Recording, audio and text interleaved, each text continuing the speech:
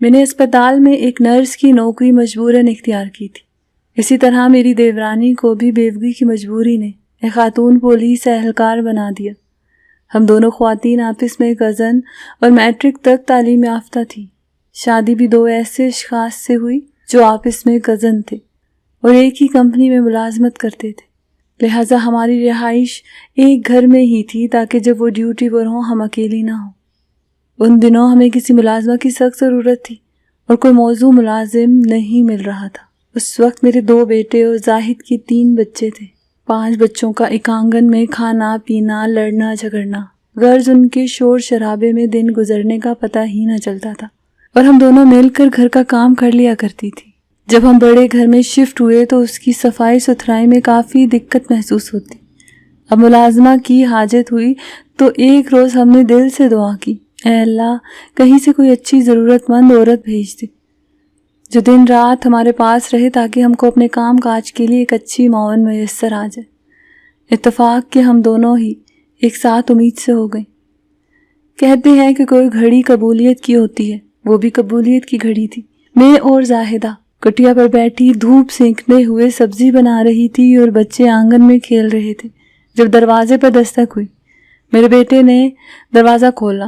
ایک خوبصورت لڑکی اندر آ گئی جس کی عمر بمشکل 17 برس تھی۔ بلا کی پرکشش گورا رنگ اور بڑی بڑی سیاہ آنکھیں جن کی جانب دیکھتے ہی دل کھنچنے لگتا۔ وہ میلے کپڑوں میں بھی حور لگ رہی تھی۔ بولی بھالی سیدھی سادی مگر ضرورت مند لگی تھی۔ کیا بات ہے، کون ہو؟ میں نے پوچھا۔ کہنے لگی، میرا نام شہربانو ہے۔ ضرورت مند ہو کہ آپ کو ملازمہ کی ضرورت ہے؟ ہاں ہے تو، لیکن تم تنخواہ کیا لوگی؟ جو آپ دے دیں، لیکن مجھے رہنے کا ٹھکانہ بھی چاہیے۔ ہم کو بھی دن رات کے لیے ملازمہ چاہیے تھی۔ تم آئی کہاں سے ہو؟ میرا کوئی ٹھکانہ نہیں ہے۔ کوئی تو ہوگا اس دنیا میں۔ کوئی بھی اپنا نہیں ہے۔ اس کے طرز گفتگو پر اب میں ٹھٹکی۔ سوچا اس قدر سلجھی ہوئی نپی تلی گفتگو کرنے والی اور حسن کی ملکہ کو اپنے گھر رکھنا خطرے سے خالی نہیں۔ اگرچہ ہمارے شوہر شریف آدمی ہیں، پھر بھی احتیاط لازم ہے۔ یہ سوچ کر انکار میں جواب دینے ہی والی تھی کہ زاہدہ بولی، اچھی ہے، تندرست ہے، رکھ لیتے ہیں۔ اس میں کیا حرج ہے؟ یہ ضرورت مند ہے اور ہمیں بھی ضرورت ہے۔ بہت سوچ بچار میں نہ پڑو، فی الحال رکھ لو، ٹھیک نہ لگی تو بعد میں دیکھی جائے گی۔ یوں ہم نے شہربانوں کو رکھ لیا اور مزید قریت نہ کی کہ کون ہے اور کہاں سے آئی ہے۔ وہ زمانہ بھی ایسا برا نہ تھا، بہت کم لوگ بدخصلت ہوتے تھے۔ عموماً ضرورت مند ہی ملازمت کے لیے آتے تھے۔ زاہدہ کچھ لاپرواہ اور تھوڑی فراخ دل بھی واقع ہوئی تھی، جبکہ میں کچھ محتاط تھی۔ ہم نے اسے رکھ لیا۔ تاہم کمرے میں جا کر میں نے زاہدہ کو کہا کہ ایک بار اور سوچ لو، لڑکی بہت خوبصورت ہے اور خوبصورت ملازمائیں خطرے کی گھنٹیاں ہوتی ہیں۔ اپنے جوان شوہروں کے ہوتے کیا اس کلوپترا کو گھر میں پال لینا مناسب ہوگا؟ وہ ہنستی کہنے لگی، ارے وہمی، کم عمر عورت ہے، خوبصورت ہے تو کیا ہوا؟ یہ اس کا کوئی جرم تو نہیں؟ کیا خوبصورتی اور کم سنی کوئی خطا ہے کہ اس کو کام پر نہ رکھا جائے؟ کیا خبر بیچاری کتنی ضرورت مند ہے۔ اگر سبھی عورتیں اس کو اس وجہ سے کام پر نہ رکھیں گی کہ خوبصورت کیوں ہے، تو بتاؤ یہ بیچاری کہاں سے حلال روزی کما کر کھائے گی؟ تمہیں پتہ ہے کہ دنیا میں ایسی لڑکیوں کے لیے بھیڑیوں کا جنگل ہے۔ پھر ہم کو اپنے شوہروں پر بھروسہ ہے۔ اگر اپنی گرہ مضبوط ہو تو رقم کے گر جانے کا خطرہ کم ہوتا ہے۔ زاہدہ نے ایسی باتیں کہیں تو میں نے بھی سوچا کہ ٹھیک کہتی ہے۔ سارا دن ہم دونوں کو بچے پریشان کرتے ہیں اور گھر اوندھا سیدھا کرتے رہتے ہیں۔ پھر ہماری اپنی حالت ان دنوں ایسی ہو رہی ہے کہ ہم سے کھانا بھی ٹھیک طرح سے نہیں پکتا۔ کچھ دن دیکھ لیتے ہیں، اگر اچھی ہوگی تو نعمت، ورنہ چھٹی کر دیں گے۔ گھر میں خوشحالی تھی مگر 5 بچوں نے مل کر گھر کا گھروا کر رکھا تھا۔ شہربانوں نے آتے ہی گھر اور بچوں کو بخوبی سنبھال لیا۔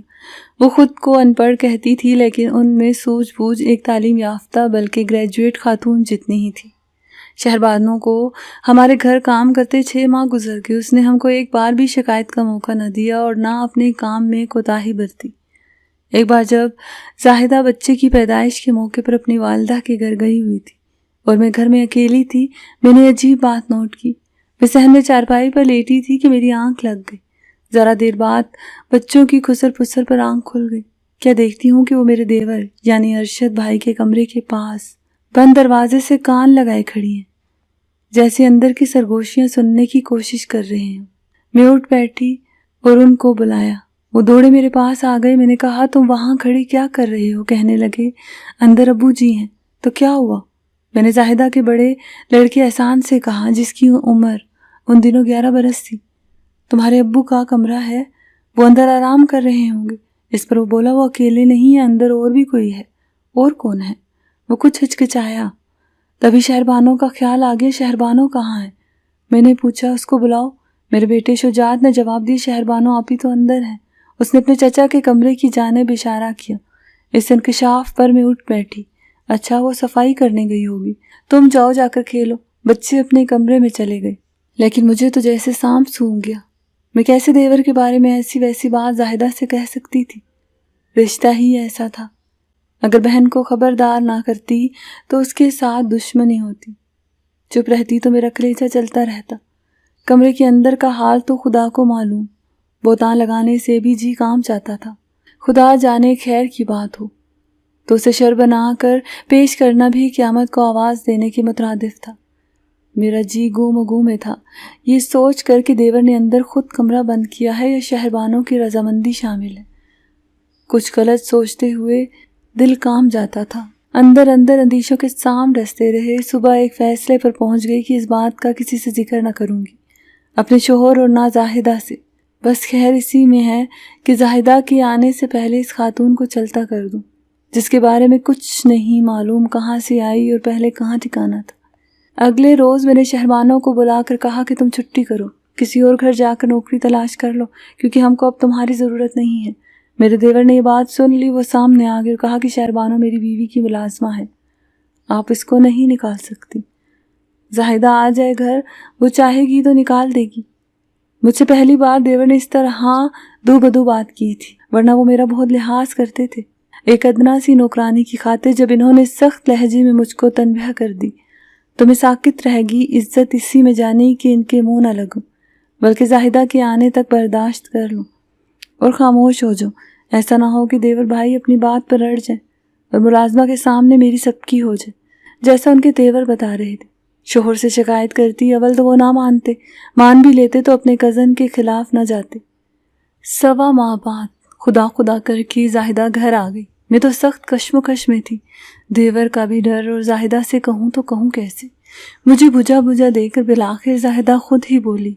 کئی دنوں سے غم مجھے کھائے جاتا تھا، آخرکار لگتا ہے کہ تمہیں خبر ہو ہی گئی ہے۔ میں نے کہا ہاں زاہدہ، یہ شہربانو اب گھر میں رکھنے کے قابل نہیں ہے۔ کہنے لگی دکھ کی بات تو یہ ہے کہ تمہارے شوہر میرے جیٹھ ہیں، کس منہ سے کہوں کہ ان کے کرتوت اچھے نہیں ہیں۔ لحاظ سے چپ تھی مگر اب چپ نہیں رہ سکتی۔ کب تک تم کو اندھیرے میں رکھوں، اپنی بہن کو دھوکہ دوں؟ میرا ضمیر گوارا نہیں کرتا، اب یہ بوجھ سہ نہیں سکتی، ورنہ جب تم میکے جاتی ہو جو میں دیکھتی ہوں برداشت نہیں کر سکتی۔ میں تو سن ہو کر رہ گئی۔ میں تو اس کو کسی اور کا قصہ بتانے چلی تھی اور یہاں بیان اپنا نکل آیا۔ ہم دونوں نے تہیہ کر لیا کہ اب اس عورت کو مزید 1 منٹ کے لیے اپنے گھر میں نہیں رکھنا، لیکن اس کو نکالنے پر ہمارے شوہر آڑے آ گئے۔ اس قدر غصہ آیا کہ ہم دونوں ہی روٹ کر میکے چلی گئی۔ کتنے دکھ کی بات تھی کہ ہمارے شوہروں نے ہم پر ایک ملازمہ کو تحفظ دینے کو ترجیح دی تھی، یہ کہہ کر کہ اس کا کوئی نہیں ہے، کہاں جائے گی یہ بیچاری۔ ہم اس کو اپنی چھت کی پناہ سے محروم کر کے سڑک پر دھکا نہیں دے سکتے۔ ہمیں خوف خدا ہے۔ ہم تو اس بات کی توقع کر رہی تھی کہ بچوں کی خاطر ہمارے شوہر ہم کو منانے آ جائیں گے اور ملازمہ کو نکال دیں گے، لیکن یہ ہماری خوش فہمی تھی، وہ نہ آئے۔ جلدی ہم کو اپنی غلطی کا احساس ہو گیا کہ ہم نے اپنا گھر چھوڑ کر حماقت کی ہے۔ اس ناگن کے سپرد اپنی خوشیوں کی جنت کر کے ہم خود وہاں سے نکل آئیں۔ یہ احساس ہوتے ہی ہم دونوں نے فیصلہ کیا کہ خود واپس گھر لوٹ کر جائیں گی اور شہربانوں پر ایسا حیات تنگ کر دینا چاہیے کہ وہ از خود ہماری جنت سے نکل جائے۔ ابھی ہمارے مابین یہ مشورے ہو ہی رہے تھے کہ ایک ہولناک خبر ملی کہ میرے شوہر کے ہاتھوں غلطی سے گولی چل گئی اور کزن کو جا لگی۔ جھگڑا خدا جانے کس بات پر ہوا، لیکن حسن بھائی جانبر نہ ہو سکے، جبکہ میرے شوہر کو پولیس پکڑ کر لے گئی۔ شہربانوں کو بھی گرفتار کر لیا گیا کیونکہ حادثے کے وقت وہ وہاں موجود تھی اور وہی عینی شاہد بھی تھی۔ بچے تو ہمارے پاس ہی تھے، اب تنازع کیا رہ گیا جب قصہ ہی تمام ہو گیا۔ میرے سہاگ کو پھانسی کی سزا ہو گئی اور حسن بھائی مقتول ہوئے۔ یوں میں اور زاہدہ بیوہ ہو گئی۔ شہربانو کچھ دن حالات میں رہی اور پھر اس کو نہ جانے کون وہاں سے رہائی دلوا کر لے گیا۔ وہ کدھر چلی گئی کچھ پتہ ہی نہ چلا۔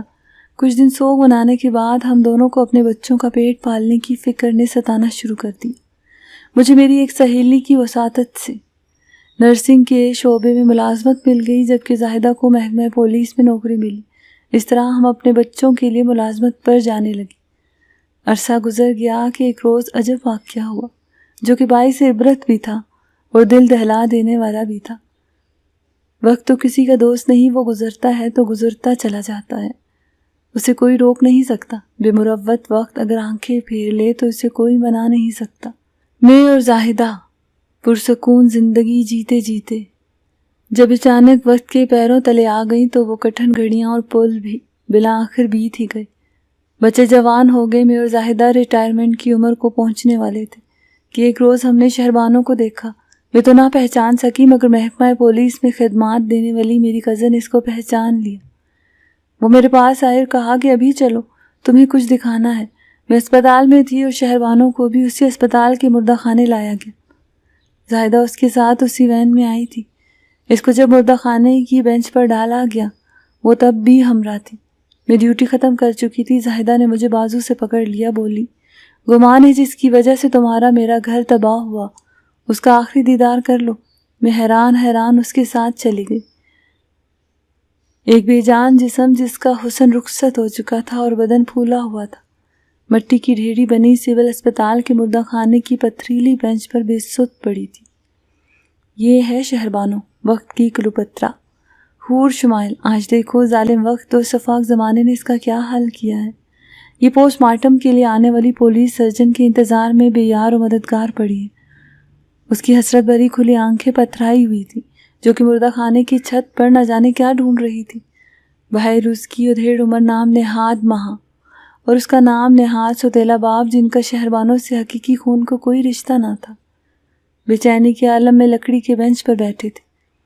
زاہدہ نے بتایا ہمارے گھر سے جب اس کو پولیس لے گئی تو اس کے لواحقین کو خبر کر دی کہ تمہارے ٹھکانے سے بھاگی ہوئی لڑکی ادھر ہے۔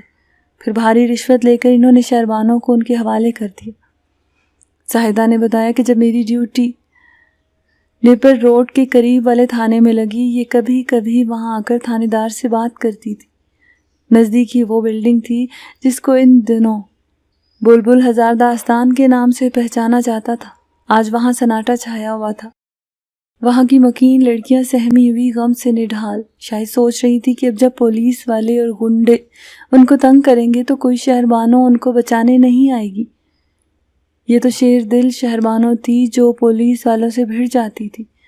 ان اہلکاروں کی شکایت تھانے جا کر بڑے صاحب کو کر دیتی تھی جو یہاں لڑکیوں کو ہراساں کرنے آ جاتے تھے۔ وہ شہربانو جو کبھی ڈرپوک اور معصوم ہوا کرتی تھی، گندے ماحول سے نفرت کرتی تھی اور یہاں سے بھاگ گئی تھی، وہ اب ایک پختہ سن کی سخت مزاج عورت تھی جو اپنے جیسی اغوا کی ہوئی مظلوم لڑکیوں کے لیے ظالموں کے آگے سینہ سپرد ہو جاتی تھی۔ ان کو اسی بانو جی کا سہارا تھا۔ وہ اپنا دکھ اس کی جھولی میں ڈال دیتی اور یہ سمیٹ لیتی تھی۔ ایک بار ایک پولیس والے سے بھڑ جانے کی وجہ سے اس کے بازو میں بھی گولی بھی لگ چکی تھی جو ایک لڑکی کو ہراساں کرتا تھا۔ تھانے میں وہ گنڈی مشہور تھی اور بلڈنگ میں لڑکیاں اس کو شیرنی باجی اور سہارا باجی کہتی تھی۔ اس پر لڑائی جھگڑا کرنے، فساد کرنے اور چاقو زنی کے مقدمات بھی درج تھے۔ اس نے خودکشی کیوں کی ہے؟ میں نے زاہدہ سے پوچھا۔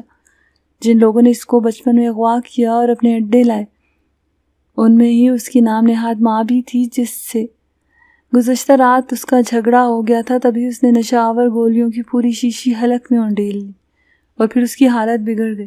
یہ لوگ اس کو ہسپتال لائی، اس سر پھری کئی گھنٹے موت سے پنجہ آزمائی کرنے کے بعد بالکل ہار کر ساکت ہو گئی۔ زاہدہ نے بتایا جب وہ رہا ہوئی اپنی بلڈنگ کی ہیروئن بن چکی تھی اور لڑکیوں کے دلوں پر اس کا راج قائم ہو گیا تھا۔ پہلے بارسوخ افراد جب چاہتے جس لڑکی کو چاہتے زبردستی اٹھا کر لے جا سکتے تھے، لیکن اب جب کوئی شخص ایسا ظلم کرنے کی کوشش کرتا یہ لڑنے مرنے اور جان دینے پر ڈٹ جاتی تھی۔ پولیس والے بھی اس سے کنی کترانے لگے تھے۔ دراصل وہ اس جگہ کے لائق نہ تھی اس نے اس ماحول کو کبھی قبول نہ کیا۔ 2-3 بار بھاگ کر شریفوں کے گھر میں ملازمہ ہونے اور محنت سے روزی کمانے کی کوشش بھی کی، اور ہر بار اس کی حسن نے اس کو رسوا کر ڈالا۔ اس کو ہر بار بذریعہ پولیس واپس اسی جگہ آنا پڑتا۔ اس وجہ سے اسے برے اور اچھے ہر انسان سے نفرت ہو گئی۔ اسے ہر مرد سے شدید نفرت تھی۔ وہ صرف ان لڑکیوں سے محبت کرتی تھی جن کو شریف گھرانوں سے اغوا کر کے یہاں لا بٹھایا جاتا تھا۔ وہ ان کے آنسو پونچھتی اور ان کی پاسداری میں جان پر کھیل جاتی تھی۔ اس کے اندر کی نفرت نے اسے یہ قوت عطا کر دی تھی کہ اب کسی سے نہ ڈرتی تھی۔